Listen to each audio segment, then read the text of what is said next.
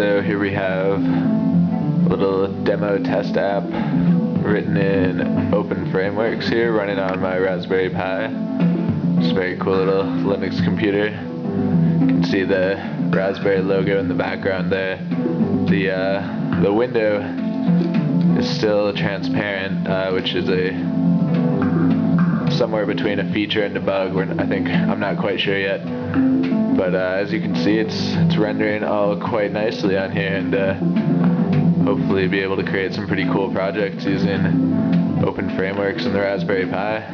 This is running on a big, I don't know, 30-inch TV or something like that through HDMI on the Raspberry Pi, so it was pretty cool. Having fun with it. I'm excited to write some more things and see where I can take it.